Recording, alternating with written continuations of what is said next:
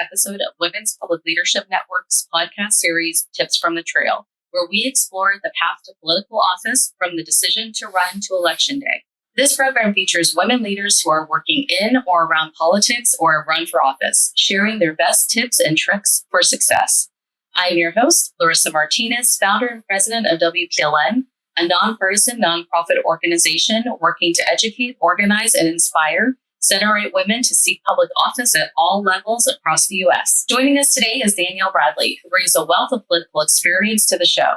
After earning her BA in political science from the University of Montana in 2016, she worked for U.S. Senator Steve Daines, managing constituent relationships across Western Montana. She served as field and coalitions director for Senator Daines' 2020 re-election campaign, and later as executive director of the Montana Republican Party from 2021 to 2024. Overseeing communications, finance, and political strategy. She joined the Montana Group in January 2025.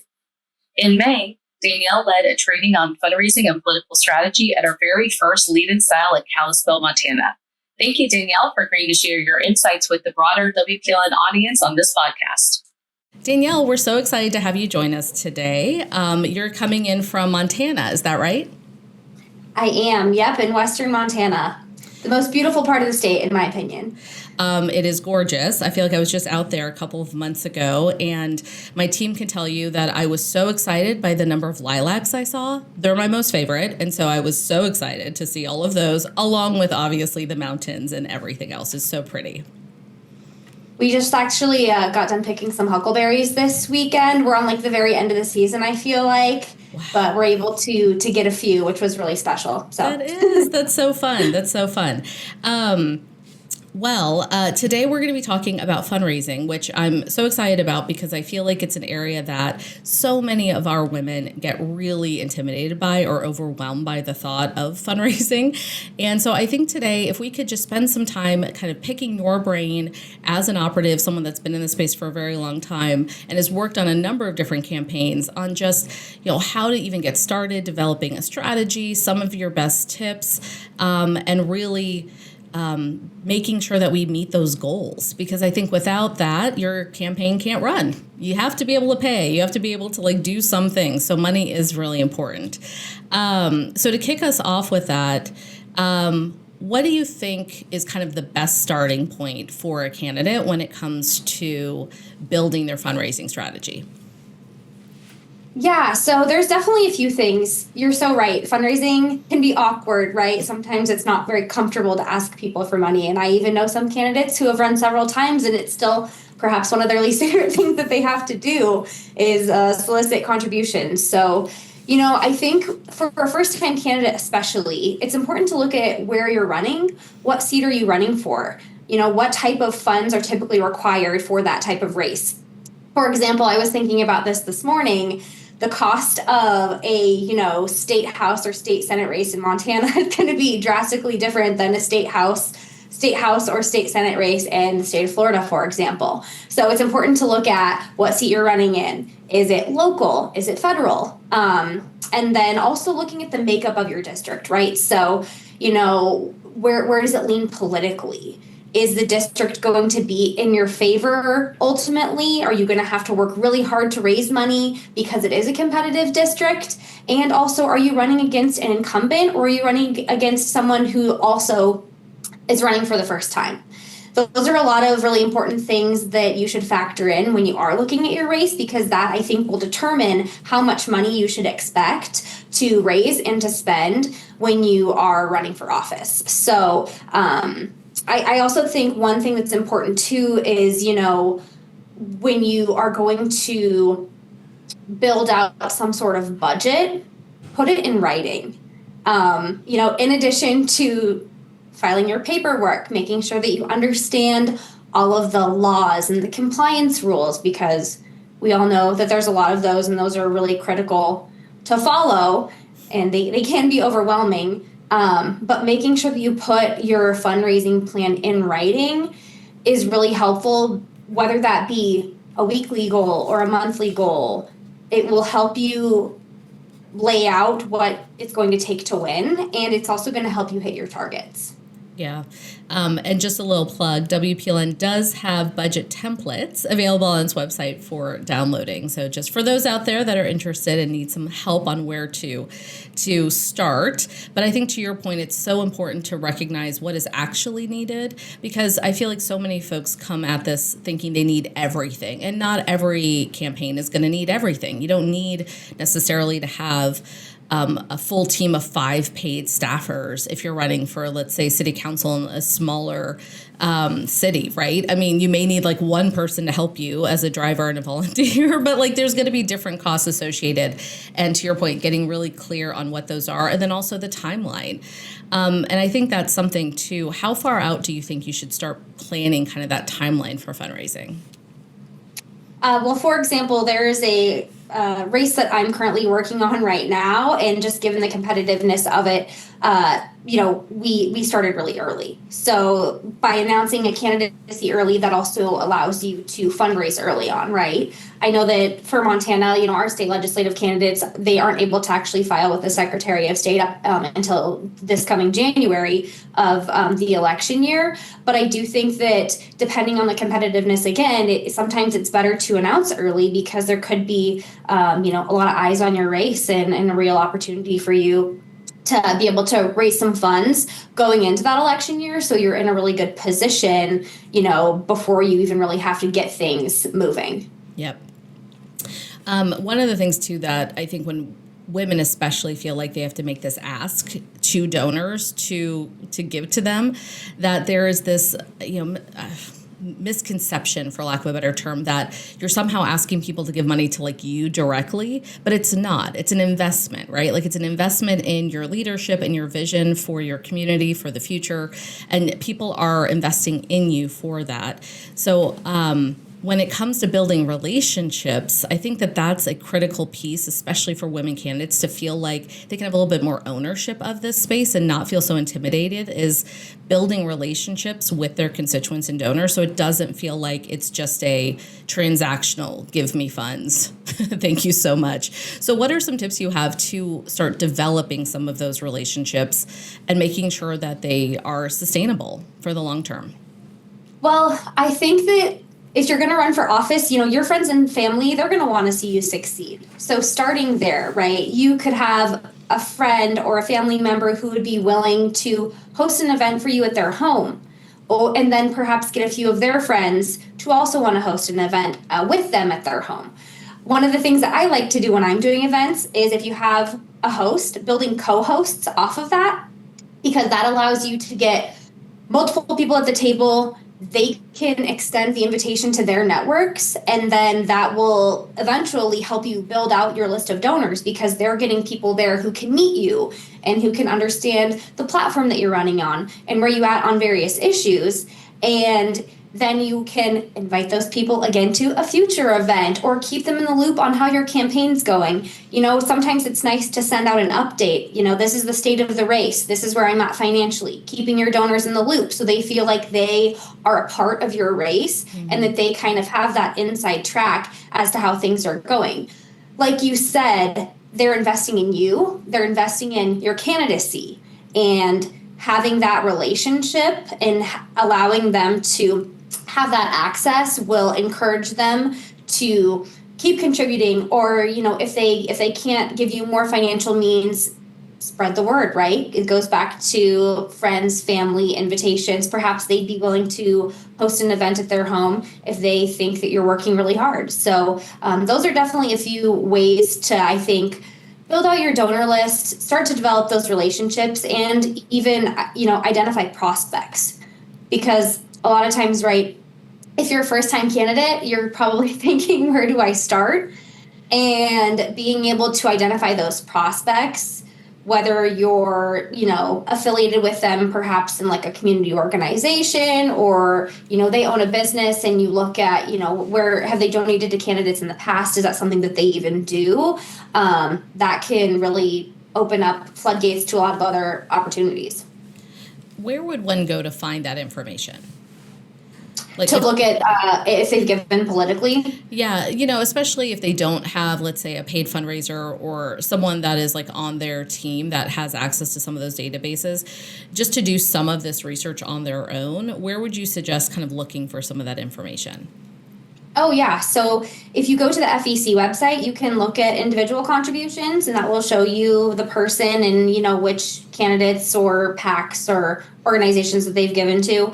And then there's also similar websites at the state level. We have one here in Montana where you can look up names, and then it will show you if they've given to various candidates.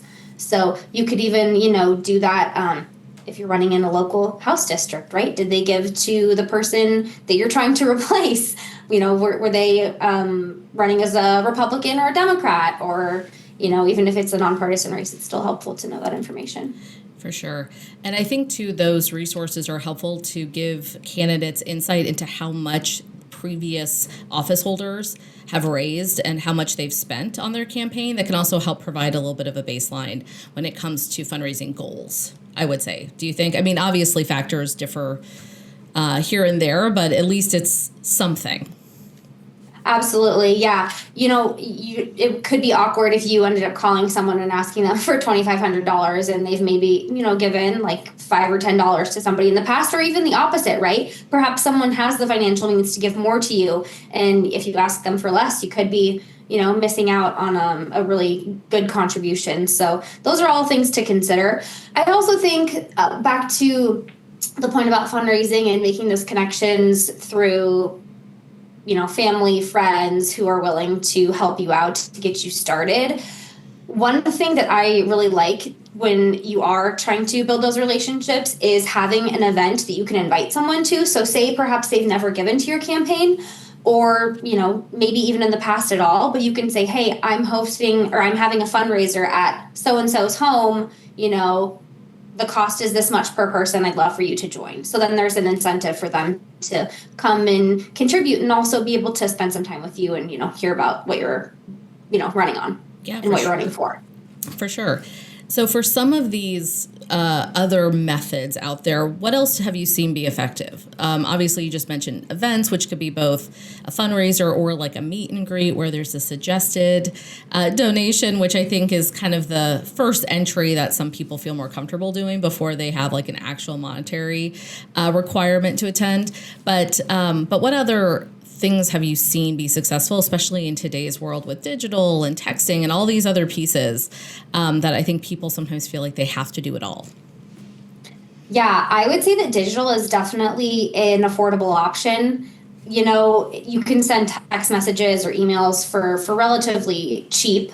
And it's also amazing, a lot of these, digital targeting tools that you can use, right? So you can target voters in your district with your message, and you can, reach them X amount of times with your message. And same goes for sending text messages, right? I know that none of us were having a shortage of messages in the 2024 election, but it's a really, really easy and effective way to reach people and give them, a short one-liner, why you're running, or include your contribution link. Or even if you're doing an event, you can do text messages and say, I'm having a meet and greet at this location on this day, would love for you to join. And you're able to reach a really broad pool of people that perhaps you wouldn't, just reach by, networking in the community or just picking up the phone and dialing. But I don't want to, short sell making phone calls, because I also think that that's really important. I think that building in call time to your schedule is critical when you're running for office, because I think a lot of times, if you think, oh, I'll do it later, and you keep putting it off, then you're going to end up probably short on your goal. So it's really important for you to sit down, build out your budget, build out your calendar, and hold yourself accountable to those goals. Whether you're dialing through your contacts or, you're cold calling someone who's just in the community. It's really important to be able to make those relationships. Yeah. I will say for everyone out there that nobody likes to make calls. like men, women, senators, city council members. Nobody likes to do it because it feels awkward initially. But what's so fascinating is once you kind of get going, you get on a roll. And then it doesn't feel quite as crazy. And this is one of the reasons why we talk so much at WPLN about getting very clear on your why. Because if you have a clear why and you have a clear kind of pitch that you have and you have it written out, that it's a lot easier to kind of keep following that as you go from call to call, especially if you have to leave a voicemail. It's not like you're going in completely cold, not feeling like you have any idea, or at least you shouldn't have any idea of like what to do if someone picks up. But yeah, I feel like phone calls are something that is still a really great way to make those first personal connections, to make the ask, but they are tough. They're tough to jump in and get moving. Yeah, they are. But once you find your groove, it does get easier. I think too, when you're making asks, whether it be in person or over the phone, you can diversify your tactics, but it's really important to make a direct ask and also put some urgency on that ask. For example, I have my end of month goal coming up and I'm $2,500 short. Can you, donate $250 by Friday to help me meet that goal? Because then you're putting a timeline on it. You're asking for a direct amount.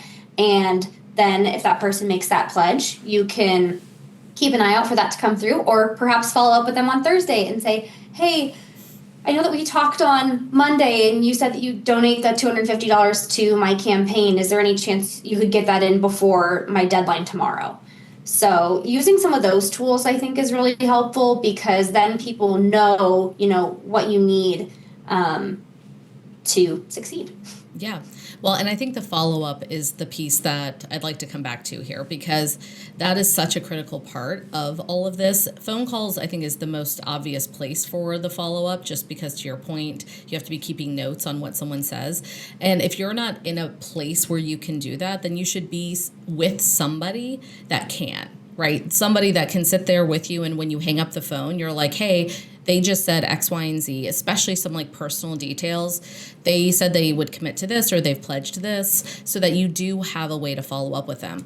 How important is the follow-up when it comes to continuing to build relationships, and what kind of tips do you have that you've seen work really well to maintain those relationships on kind of the back end? Yeah, so I think you had mentioned personal details. That's something to even, I think, keep in mind before you make that call. What do they do for work? Do you know the name of their spouse? Just have some background on that person so you know who you're calling, and it doesn't just feel like it's this random stranger. And then also, if they do make that contribution to your campaign, send them a thank you card. You want to make sure that your donors know that you're really grateful for their support. And a thank you card can go a really long way for somebody. So doing that, inviting them to your next event, like I said earlier, keeping them in the loop on the state of your race. Have you done any polling? Do you have polling numbers that you can share with them so they can see where the race is at, how much time is left, how much more can they give financially before perhaps they max out to your campaign to help you, if it's neck and neck. So I think that just treat them like a friend. Treat them like, they could end up being, of course, a constituent too. So you want to be sure that you treat them with kindness and respect. And yeah. So going back to some of the other methods. So we mentioned text, digital, phone calls. What about mailers or brochures or written materials? Have you seen those be successful when it comes to either door knocking or sending them out to a list? I do think direct mail is a great tool in some cases. I think that it can be really, really effective. You can get really awesome returns on the investment. It can also cost a lot of money, right? So I think it's really dependent on the race that you're running, what seat you're running in. And, I'm just obviously talking based off of my experiences in Montana. But, for example, you might get a little bit more on return if you're, sending to some of the more urban areas, for example, where there's more populations, right? It could be really expensive to do a mailer to, a few thousand people in rural Montana. Just a generic send to a bunch of people, you need to be wise on where you're sending it and the pool of people that you're reaching, because you might end up not getting the best bang for your buck when it comes to returns. So I think that it really does depend on your race when you're looking at direct mail as a tool. But it's very effective when it is effective. When it comes to the lists, so again, if you're a first-time candidate, you may not have lists, and lists are very important to have. And also on the back end, post your candidacy, keeping your list, like having that contact information is super helpful for a number of reasons after the race. But on the front end, what are some things that people can do to get the lists, to like actually broaden who they're contacting? Yeah, so you can do list rentals, which are effective. You can get those. You can also do list swaps. Of course, you have to be careful, right? You have to make sure you report everything correctly. And I know that we touched on compliance a little bit, but if people have questions on how to make sure that they're reporting those accurately, they can always reach out to, their state compliance office or to the FEC. But those are really, really useful. You can do a few different usages out of them. You can do prospecting lists. You can do, house file list to where maybe you're hitting even a donor list that you already have within your file. Perhaps if you're running like for a second time or something, you might already have a base of people that you can reach. But yeah, you can list rent, you can list exchange, and you can, reach a lot of people by doing that. Yep. I think it's important to note that there are monetary values that are given to every contact in somebody's list. So to your point about compliance and making sure that you note that whether you swap, buy, rent, that there is a cost associated with those contacts. So they are considered reportable. You do need to make sure that you're following the rules on that. Let's go back to the house list, because we haven't talked about this yet. And I think it's such an important place for people to even start preparing now for it, right? When it comes to who is in your holiday card list, who is in your network that are going to be that low-hanging fruit that you can go to and ask. How do you start building that, and how soon should you start building that? Well, you want to start building it right away, immediately. You don't want to wait. There's been times where, I've wanted to perhaps like send an email to somebody and it's like, oh man, I didn't get their email on that contribution envelope that they sent me. So now maybe I just have an address. So if there's one piece of advice, it's enter all of the contact information you can get from people to make sure that you can actually reach them when you go to utilize that. So yeah, I think it's so important to just do it right away. And like you said, it doesn't even have to be those people that perhaps have given you a donation in the past. You can do friends, you can do acquaintances, you can do your, uncle or your cousin or just anybody who, you think might be interested in your race and supporting you. Yeah, I think that it gets a little bit tough because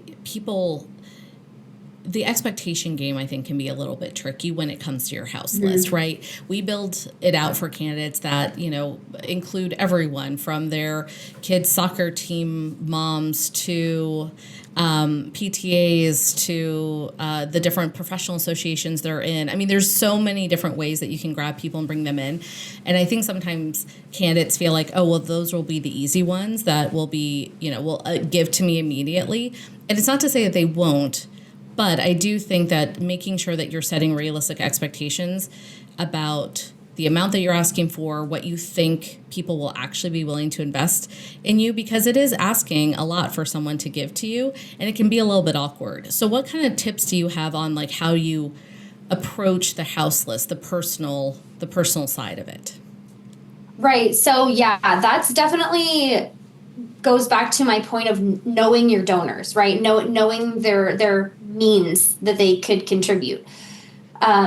For example, if you were going to do some sort of event in a, more higher density urban area, the average gift in that area would be a lot higher than probably, a more rural county outside of that area, for example. So I think that it's again back to, know who these people are that you're contacting. I'm such a big fan of like a working document, right? Like notes to myself, gave 25 this month, said that they can give 50 next month, making sure that you can follow up with those people.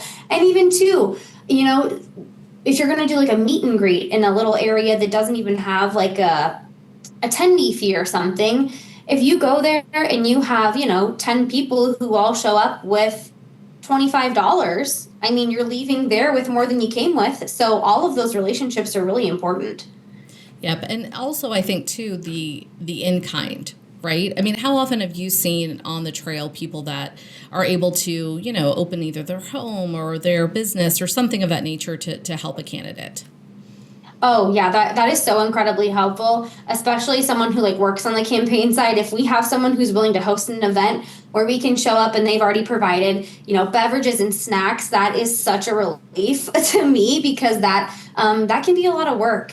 And being able to provide like those in-kind services just to provide relief to the candidate, it's helps the attendees who are there. They have refreshments, they can sit and listen to the guest there that they're here to interact with, and then I can do my job, which is getting those donations if they're there for a fundraiser.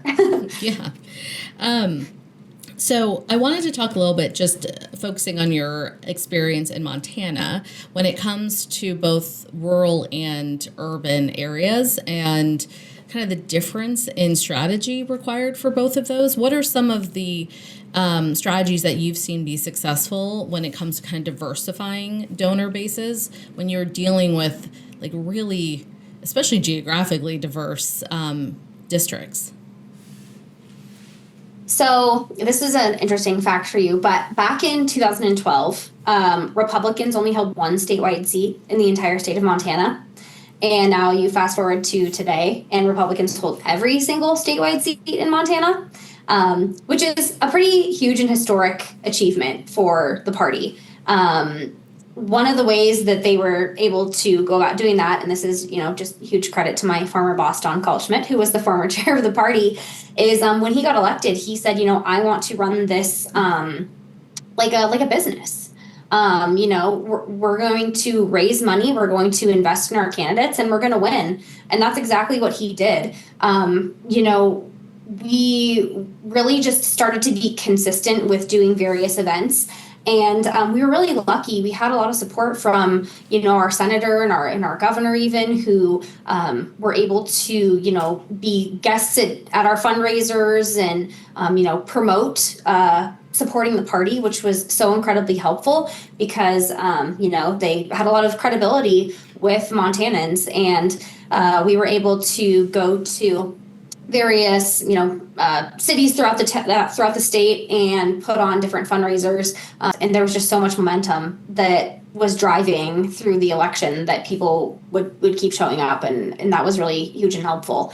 But also I like to have a rule where if you're going to be going to a city to do some sort of fundraising event, it's also really nice to build out a few different, perhaps it's like a meet and greet where you're not necessarily having like requested contributions, or like a grassroots event. Being able to build in some of those on top of fundraising is a really good way to reach those different, networks of people.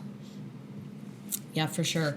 I feel like the amount of effort that it would require to reach the number of folks that you guys did in a state like Montana is just crazy, because it's such a huge state that when I think about like what it took to like map that out, it's super impressive. So I really I appreciate you sharing kind of that story and the success that you all had, because I think that it at least hits on some of the things we're talking about today, which is that you have to meet the audiences where they're at. You have to get very intentional about how you are reaching different audiences and how you're tailoring your message to them to be able to bring in different types of support, which I think is what you're showcasing, which is impressive. I think being able to leverage surrogates, right? Like surrogates are really helpful, and you might not be able to do that in every race, but that is something that is a huge benefit. If you can bring in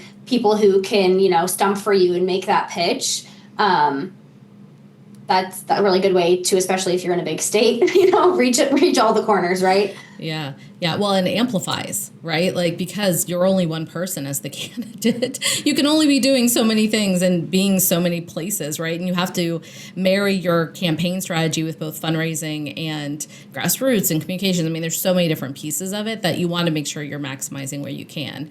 Yep. So one thing I did want to hit on before we kind of wrap up here is on the actual vendor side of things and the pay side, because I think a lot of people get a little intimidated about this too, in terms of whether or not they have to have a fundraiser like on staff, on their team, and if so, what does that look like in terms of getting paid, and then also on the vendor side, like what is an average return that vendors will take for certain services. So I wanted to see if you could just give us a little bit of a snapshot for your experience and what you've seen. I feel like now, especially, there are so many different vendors in the political landscape that are willing to help from, the bottom up and the top down, right? There's tools, I feel like, for everyone. I've encountered some businesses who will just help you, do a one-time fee where you help build out a basic website. That's a great, tool to have. Or there's some that are, really huge scale operations that do an all of the above approach, right? So they could do mail, digital, phone calls. I mean, you name it, they can do it. And also, I think that if you are in a position where you don't feel comfortable paying a consultant, it's okay to lean on, your fellow candidates. It's okay to lean on, people that that perhaps are an incumbent or have run for office before and can give you that sound advice. I don't think that people always, would necessarily need that, especially depending on where they're running, like if they can't afford a consultant, that, it is a common thing, right? That can get really expensive. But also sometimes it can be really helpful, when you're talking about your return on investment. If you are someone who does not want to have to build out a fundraising plan and a budget and maybe your follow-up is not so good, having someone on your team who can do that for you is well worth it, because it can help you, maximize your results. So I think it really just depends on where you're running, what you're running for, and what you're comfortable doing. Yeah. I've seen, so most of the time, if you're going to get a fundraiser, there's a mix between retainer and commission is normally kind of how it goes. And if you're a first-time candidate, then the commission may be a little bit higher, and then the monthly retainer may be a little lower. You kind of mess with those. So I think that's pretty kind of common. In terms of having someone at least be at events with you, or, to take names, take checks, do things of that nature, how critical do you see that as, like, making sure you at least have a volunteer or at least have somebody kind of with you for some of these fundraising pieces? Oh, it's so important to have that. One thing that I like to do is when people walk in the door, if they're at a fundraiser, I say, would you like to donate online, or do you have your check with you? Or I make sure that I check, contributions ahead of time to see if someone's already paid. And then I just have a working spreadsheet right when they walk in the door. So I either know that they've already paid, I need to get a check from them, or I can have them, pay using a link online that I can send them through a text message. So I try to capture every contribution as that individual walks in the door, because then you're not having to do as much follow-up, right? There could still be a few folks who, say, oh, I'll mail it in next week, or oh, I'll do it when I get home. And just making sure that you follow up is really important, because if you don't, it probably could just slip their mind, and, we're all busy. They're on to the next thing. So being able to get those as they come in. And that's one thing too, when you're sending out those invitations, make it really easy to donate. If you have a donation envelope, make it, clear and simple. Checks made out to this person. This is the info that I need, and make sure you capture that. Or send them the contribution link so they can just do it immediately online. You can also even print out a QR code. So when someone walks in the door, they can scan it and donate right off of their phone. There's so many different cool and useful tools, I feel like now especially, that makes it easy to give. And that really, really helps when you have donors who want to support you. They don't want to be fumbling online trying to find a contribution link. Make it simple, make it easy, and make it accessible. So speaking of tools, one last question on that. How helpful have you seen AI be as a tool when it comes to some of these fundraising needs? You know, I'm going to be honest, I personally have not dove into that on the AI side for fundraising. If other people have, I'd be very curious to see what they have to say, but I have not utilized that. So one of the things that I've heard, which I always think is kind of interesting, is using it for like pitch materials, right? Where you can like use it as a prompt, like put in a prompt of the audience, the kind of ask, and it'll kind of pop out, just because those do take a lot of time. If you don't have a team, if you don't have someone that is helping you kind of do some of these things, I think AI is an interesting tool to start utilizing for candidates that are kind of a one-man show with a few volunteers, right? I think the rest of fundraising, I think, would be kind of tough, to your point, just because it's so much of it is relationship based, and so much of it is like the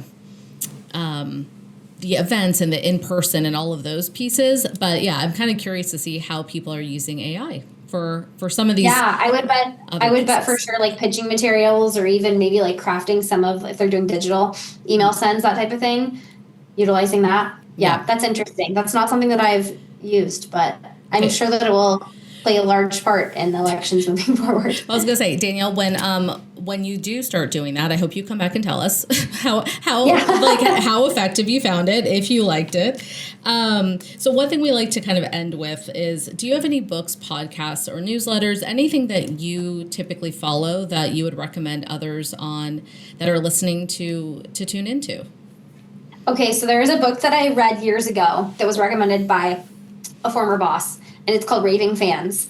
And it's all about creating raving fans for, yourself as a leader, right? So I think that applies to so many different areas and aspects of your life. It can apply to you as a candidate. It can apply, having raving fans as your donors. They want to feel like their investment's worthy, and you're grateful for their contribution and their help along the way. When you're in elected office, having constituents that are raving fans that, appreciate the work that you're doing. So that's definitely one that I would suggest, and it applies to broad swaths of life. I love that. I have not heard of that, and I'm definitely making a note of it. And then my last question, which I know I've said this now, I feel like a few times, but that's only because you're on and I want to take advantage of as many pieces of insight and expertise I can grab from you. But you'll remember this from the Lead in Style event that we saw you at in Montana. What is something that you have in your purse? What is something that you must have in your bag? I think I got a hard time for this at the Lead in Style event because I have a Mary Poppins bag. First of all, if I'm working with a candidate, I always have some extra contribution envelopes in my bag.